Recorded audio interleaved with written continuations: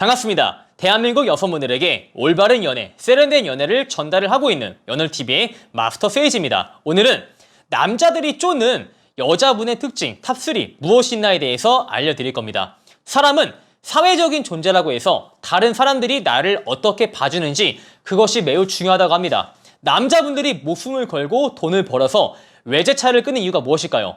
외제차가 국산차에 비해서 성능이 좋아서 디자인이 예뻐서 그것은 절대 아니에요. 내가 외제차를 끌었을 때 다른 3자, 지나가는 사람들이 나를 성공한 사람으로 봐주기 때문에 남자분들이 목숨을 걸고 외제차를 끄는 것이죠.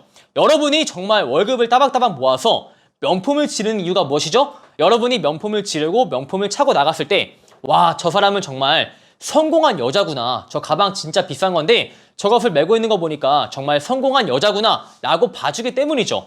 사람들이 명품을 아무도 알아보지 못하는데 어떤 사람이 명품을 과연 차고 나갈까요? 사람들이 그것을 알아보니까 차고 나가겠죠. 마찬가지로 여자분들이 잘난 남자를 만나고 싶어하는 이유가 무엇이죠? 내가 잘난 남자를 만나서 그 남자를 어디 모임에 데려갔을 때 모든 사람들이 나를 부러워하기 때문에 우리가 잘난 남자를 만나고자 하죠.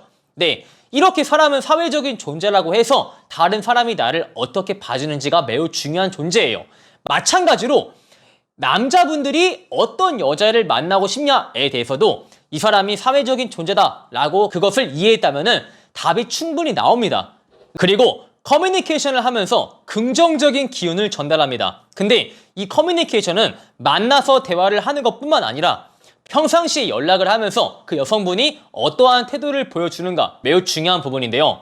실제로 제가 여성분들과 연락을 하면서 어떤 여성분들은 정말 긍정적인 대화를 하기도 합니다. 회사에서 일을 하고 있는데 내가 이런 일을 배웠다. 새로 배웠는데 정말 어려웠다. 근데 그 일을 내가 점점 익혀감에 따라서 정말 즐거워지는 것 같다. 일이 한층 더 재밌어지는 것 같다.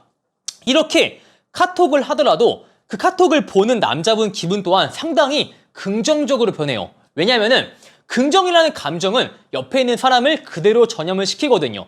근데 반대로 맨날 이런 말을 하시는 분도 있어요.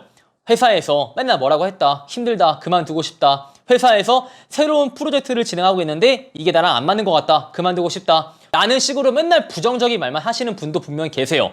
커뮤니케이션은 만나서 어떠한 분위기가 만들어지느냐가 아니라 만나기 전에 우리가 전화를 하거나 카톡을 할 텐데 그러한 과정에서도 어떠한 분위기가 만들어지는지 또한 커뮤니케이션에 포함이 됩니다. 맨날 회사에서 힘들다 하시는 분은 실제로 저를 만나서는 되게 즐거운 분위기를 보여주는 분이었어요. 근데 만나기까지가 너무 저를 힘들게 했어요. 맨날 힘들다 우울하다 하니까 정말 그 카톡을 보는 저조차 같이 우울해지는 거죠. 이렇게 남자분들이 정말 쫓는 여자분의 특징은 만나기 이전에 연락을 하면서 카톡을 하면서 마찬가지로 긍정적인 분위기를 만들어줌으로써 그 남자를 전염을 시킨다라는 겁니다. 그리고 약간의 불안한 감정은 그 사랑을 증폭을 시킵니다. 예를 들어서 제 회원분 사례인데 제 회원분이 만나던 여자분이 조금 오래되니까 약간 질렸대요. 이제 이 여성이 가벼워 보이고 더 이상 그 여성이 나한테 소중한 존재로 보이지 않는 거야.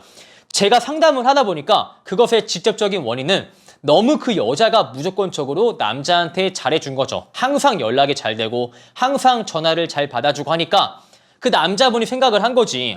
이 여자가 절대 내 옆을 떠날 일이 없겠다라고 이상한 안심을 해버린 거죠. 근데 실제로 그 여자분이 정말 독감에 걸려가지고 그 남자한테 내가 지금 독감에 심하게 걸렸다라는 말을 하지 못하고 하루 반나절 동안 연락이 아예 안 된 겁니다. 한 수요일날 연락 안 되고 목요일 밤늦게가 돼서야 오빠 내가 진짜 아팠어 미안해 라고 연락이 온 거죠. 근데 웃긴 게 뭐였냐면은 그렇게 하루 반나절 동안 연락이 안 되고 나서 그 남성이 그 여자를 좋아하는 감정이 매우 증폭이 되었어요. 왜냐하면은 항상 이 여자는 내 옆을 떠날 일이 없다 라고 생각을 하다가 갑자기 연락이 안 되니까 남자가 혼돈이 온 거죠. 내가 그동안 너무 방심했다. 지연이가 나를 좋아줄 때 같이 좋아했어 했는데 지연이가 나를 좋아해준다고 내가 소홀하니까 지연이가 나한테 실망을 해서 이렇게 연락이 안 되는 거구나. 지금 지연이가 나를 떠날 채비를 하고 있구나. 내가 그동안 잘해줄 걸, 내가 반성할 걸 이렇게 혼자 후회를 하고 혼자 반성을 한 것이죠. 그러면서 그 여자를 좋아하는 감정이 이렇게 증폭이 된 거예요. 왜? 항상 내 옆을 떠나지 않을 것 같은 여자가 나를 지금 떠나갈 채비를 하고 있다 라는 상황이 닥쳐버리니까 그 남자가 정말 깨달은 거죠. 그런데 사실 여자분은 그럴 의도가 아니라 정말 몸이 안 좋아서 그 남성분한테 아무런 악의 없이 연락이 안 된 것뿐이죠. 이렇게 약간의 불안함은 오히려 사랑을 증폭을 시킵니다. 제가 하고 싶은 말은 여러분이 남자를 만나면서 모든 이성의 폭을 줄이지 마세요.